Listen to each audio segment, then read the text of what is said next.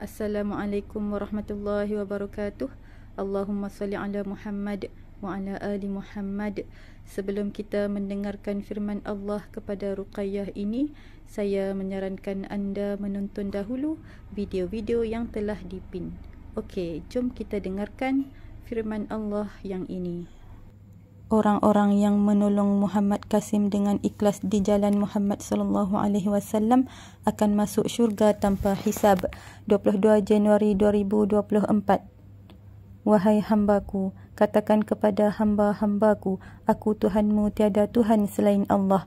Ambil perhatian kalian, datangi Qasim. Dia pemimpin umat Islam di zaman akhir ini. Dia adalah pilihanku, dalam takdirku, dalam tuntunanku, dalam perintahku, membanteras segala kesyirikan di muka bumi ini. Dia datang dengan jalan yang lurus, membuang kesyirikan yang tersebar, penghambaan yang ganda. Hamba-hambaku bertuhankan aku, tapi berbuat kesyirikan kepadaku. Mereka beribadah di jalanku, tapi melakukan kesyirikan.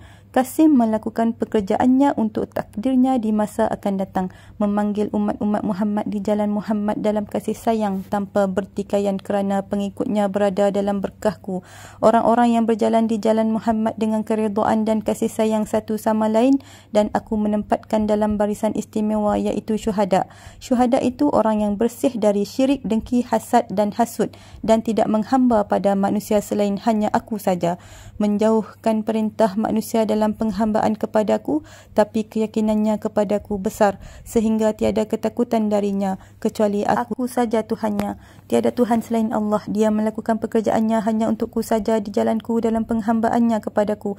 Wahai hambaku, sampaikan kepada hamba-hambaku, ambillah perhatian dalam mengikuti perintahku. Qasim di jalan yang benar. Dia akan datang kepada umat muslimku. Dia adalah Imam Mahdi itu. Aku mengatakan kepada kalian semua kerana kalian ingkar. Jika bukan aku yang mengangkatnya pada darjat tinggi, siapa lagi Tuhan kalian? Tiada Tuhan selainku. Segala takdir, akulah pembuat takdir. Takdir baik dan buruk, ketetapan baik dan buruk, semua perintah berasal dariku. Begitu juga semua malaikat-malaikatku. Mereka dalam perintahku. Mereka ciptaanku yang patuh, kecuali iblis yang berkhianat kepadaku.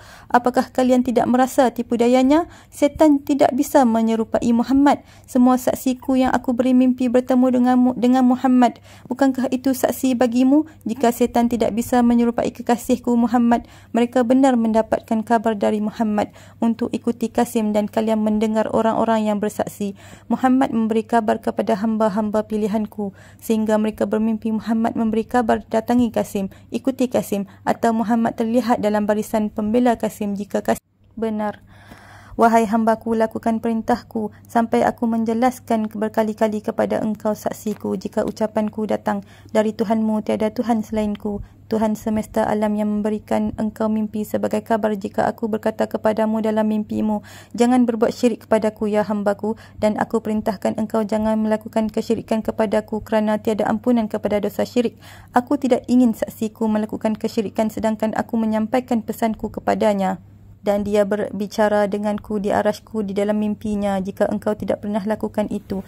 Adapun orang-orang yang menuduhmu engkau bertuhankan selainku, dia adalah hamba yang dengki dan ingkar, bukan bagian dari jalan Muhammad menujuku dalam keridhaan dan kasih sayang, kerana dia hamba yang suka melakukan fitnah agar orang-orang tidak mendengarkan seruanku, dan dia adalah pengikut Dajjal di masa yang akan datang jika dia tidak bertaubat kepadaku dan menghentikan fitnahnya kepada yang lainnya.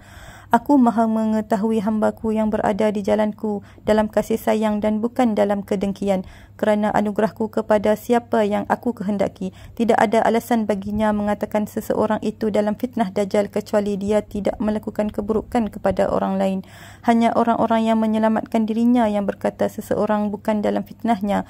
Sesungguhnya aku perintahkan kalian semua dalam kebaikan, dan keburukan itu berasal dari setan yang terkutuk. Menghamba itu melihatku dalam tujuannya dan tidak melihat orang lain dan menjadikannya fitnah kecuali dia hamba yang jahat dan dengki. Jadi berhati-hatilah hambaku dalam bertindak dalam hidupmu.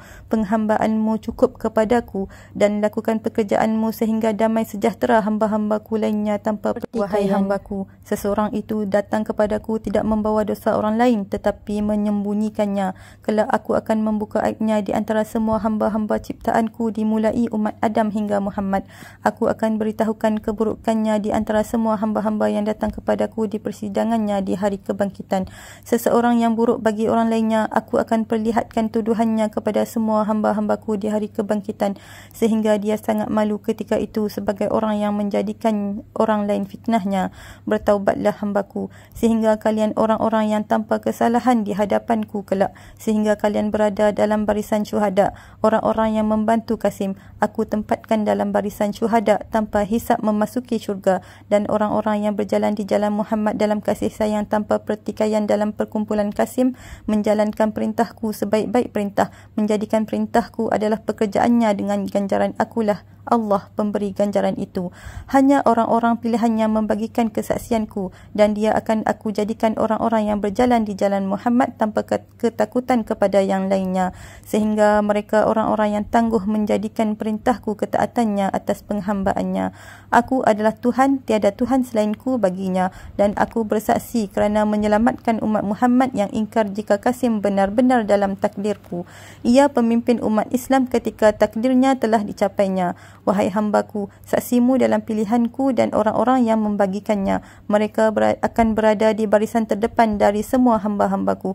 Bukankah kepadanya aku bersaksi, Kasim benar-benar mendapat petunjuk dariku, dan mereka akan mempertanggungjawabkan kesaksiannya jika aku berbicara padanya sehingga mereka percaya aku tiada Tuhan selain Allah. Mempersaksikan diriku adalah Tuhannya yang berbicara tanpa keraguan. Mereka orang yang aku beri karunia berlimpah, dan para Nabi akan berkata, siapa mereka? Bukankah tiada lagi Nabi setelah Muhammad? Kenapa mereka berada di tempat yang sangat mulia melebihi para-para Nabi di zamannya?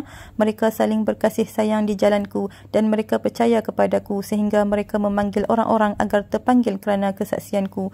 Wahai hambaku, apakah kalian masih ragu? Akulah Tuhanmu, tiada Tuhan selainku di langit dan di bumi, dan semua hamba-hambaku yang percaya patuh kepadaku, sampaikan kepada mereka, akulah Tuhan yang Maha Agung. Denganmu aku menyampaikan firman-firmanku sebelum aku menghentikannya, dan kalian tanpa peringatan lagi dariku, dan celakalah orang-orang yang rugi. Ulaika ala hudam min rabbihim wa ulaika humul muflihun.